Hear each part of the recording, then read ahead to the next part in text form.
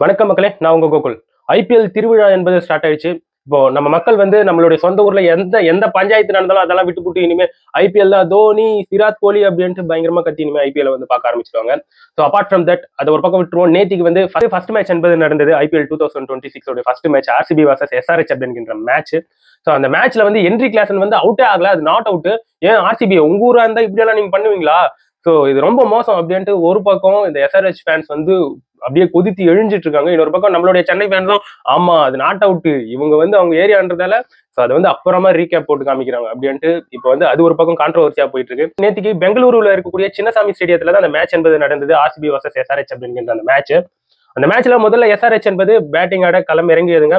So நான் நினைச்சேன் எப்பா இன்னைக்கு ஸ்கோர் வந்து எப்படி பார்த்தாலும் 300 கிட்ட போக போகுது, இமாலய இலக்கை வந்து செட் பண்ண போறாங்க. ஏன்னா அந்த எஸ்ஆர்எச் உடைய பேட்டிங் பத்தி நமக்கு தெரியும். அபிஷேக் சர்மாவா இருக்கட்டும், Travis head, Klaasen, Nitish Reddy, இவங்க எல்லாம் செம்மையா போட்டு போலன்னு பொழக்கக்கூடிய ஆட்கள். கடப்பார டீம் வேற சொல்லப்பட்டு வந்துகிட்டு இருக்கு. இன்னைக்கு சரியான படம் இருக்குன்னு பார்த்தா கடைசியில என்ன இப்படி ஆகி போச்சு. எங்க மேட்ச் தோத்து போச்சுங்க எஸ்ஆர்எச். உண்மையாவே மனசுக்கு ரொம்ப கஷ்டமா இருக்கு. எனக்கு பிடிக்காத டீம் இந்த ஆர்சிபி வின் பண்ணது உண்மையாவே எனக்கு ரொம்ப கடுப்பாக இருக்கு. இருந்தாலும் ஆர்சிபி செம்மையா விளையாடி இருக்கு.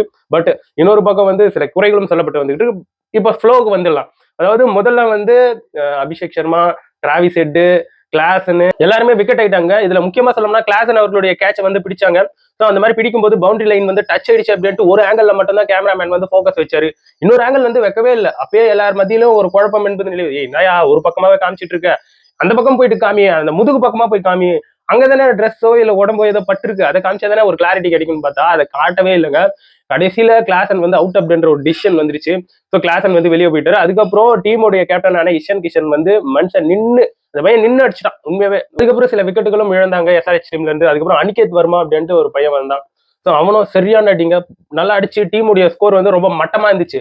ஆனா ஒரு கட்டத்துல வந்து 201 அப்படின்ற ஒரு டார்கெட்டை வந்து எஸ்ஆர்எச் வந்து செட் பண்ணிச்சு. இதை வந்து டஃபா தான் ஆர்சிபி வந்து எதிர்கொள்ளும்னு பார்க்கும்போது சும்மா அடி பிச்சு வகுந்துட்டாங்க. யார் யாருன்னு பார்க்கும்போது தேவ்தத் படிக்கல், விராட் கோலி, ஆர்சிபி கேப்டனான ரஜித் பட்டிதார், இவங்க எல்லாம் சரியான அடிங்க நேத்திக்கு. ஸோ அந்த அளவுக்கு பொலன்னு பொழந்துட்டாங்க. மேட்சை வந்து வெறும் 15 ஓவர்லயே முடிச்சு விட்டாங்க. ஒரு கட்டத்துல வந்து தேவ்தத் படிக்கலுடைய கேட்ச் வந்து வருது, அவரு கிளாசன் வந்து விட்டுறாரு.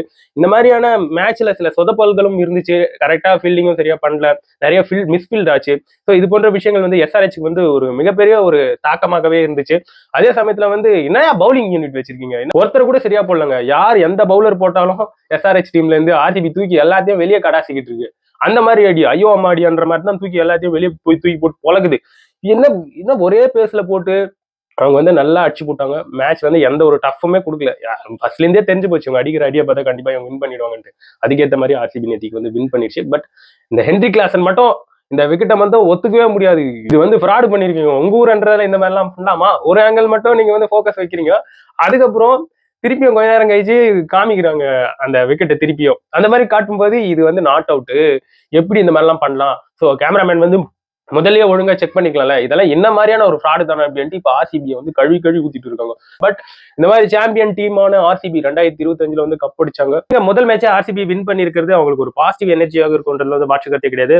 அதாவது என்னுடைய எதிர்பார்ப்பு, நம்மளுடைய எதிர்பார்ப்பு வந்து சிஎஸ்கே உடைய மேட்ச் தான். ஏன்னா அந்த அளவுக்கு இப்போ நம்ம டீம்ல இருக்கக்கூடிய அந்த இளம் சிங்கங்கள் வந்து செம்மையா இருக்கு. அந்த மேட்சுக்காக தான் எதிர்பார்த்து காத்துக்கிட்டு இருக்கேன். சம்பவம் இருக்கு அப்படின்ற மாதிரி தான் எனக்கு வந்து தோணுது. எனிவே ஃபுல் என்டர்டைன்மெண்ட் வந்து காத்துக்கிட்டு இருக்கு. இப்ப தமிழ்நாட்டுல ஒரு பக்கம் அரசியல் ஒரு பக்கம்னு பார்த்தோம்னா ஐபிஎல் ஒரு பக்கம் ஸ்டார்ட் ஆகி போயிட்டு இருக்கு. ஸோ எந்த அளவுக்கு இதுல வந்து டிஸ்ட்ராக்ஷன்ஸ் இருக்க போகுது, எதுக்கு முக்கியத்துவம் கொடுக்கறதுன்ட்டு ஏகப்பட்ட குழப்பங்களும் நிலவிட்டு இருக்கு. எனிவே ஐபிஎல் ஸ்டார்ட் ஆனது நல்லா தான் இருக்கு. இதை பற்றி நீங்க என்ன நினைக்கிறீங்கன்றது என்னோட கமெண்ட் செக்ஷன்ல பதிவு பண்ணுங்க.